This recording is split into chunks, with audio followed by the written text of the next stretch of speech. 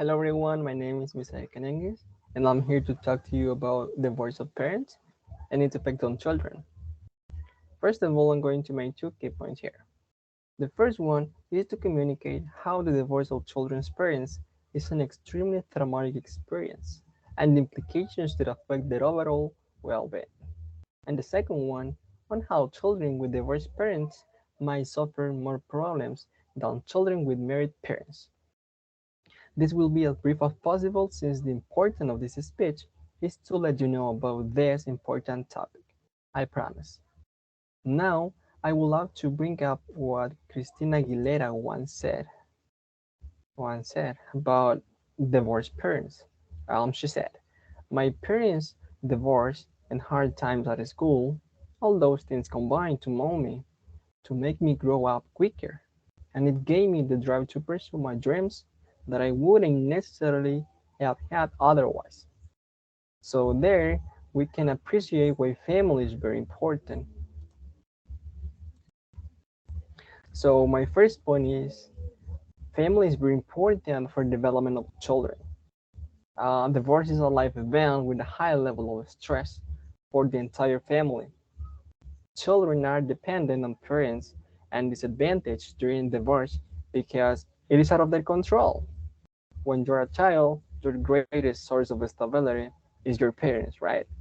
And when I was young, I clearly remember each time my parents fought or raised their voices at each other. I squeezed my eyes together and prayed that it would end. My greatest fear at each time that they raised their voices at each other was that they would get a divorce. But why does divorce happen? Well, divorce happens when a husband and a wife decide they no longer want to be married to each other. They also don't want to live together anymore. They may have grown apart. They might fight a lot. They might feel that the love they had has changed.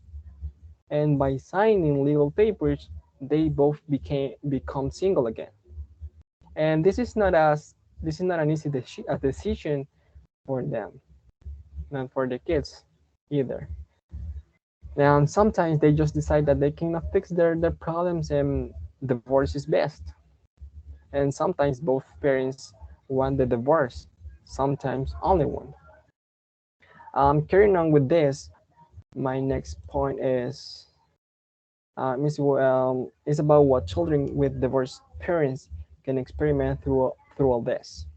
We know that each child and each family are really unique, with different strengths and weaknesses, personalities and temperaments, and different degrees of social, emotional, and economic resources, as well as different family situations prior to divorce. And despite these differences, divorce has been shown to decrease a child's future competence in all areas of life, including family relationships, education, and emotional well-being. One review conducted in the United Kingdom found that although children are at increased risk of adverse outcomes following family breakdown, and that negative outcomes can persist into adulthood, the difference between children from intact and not intact families is a small one, and the majority of children will not be adversely affected in the long term. Mooney, Oliver, and Smith, 2009. There is much research, however, that offers evidence to the contrary. So we can say that the divorce is really traumatic to children. With less family around to teach them the correct way to deal with their feelings, leading to anxiety, depression, and antisocial behavior. And other studies show that children who are exposed to family problems, including conflict and family breakdown, are more likely to use drugs such as cannabis and abuse of alcohol, both in adolescence and in adulthood. And there are clearly negative long-term consequences of divorce. Children, parents, and society all suffer the same. Western long-term studies shows that many children never have full recovery, as each special event, holiday, or celebration reminds the child of his or her loss. Given this tremendous cost borne by all individuals affected by divorce, as well as the cost to society, it is the responsibility of physicians, especially pediatricians, who care for children in the context of their families, to advocate for public health policies that promote marriage and decrease likelihood of divorce. And well, long story short, children would rather be from a broken home than in a broken home. Some divorces might not affect the children as much as others, depending on age, gender, etc. Each person is different. We know that.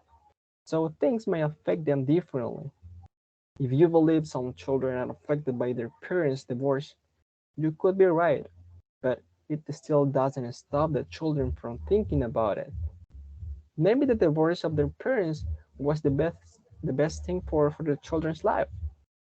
However, divorce rarely creates a happier environment for the kids, since it leads to reduced economic well-being for the kids and decreases stability, while also increasing the likelihood that the kids themselves will get divorced when they grow up.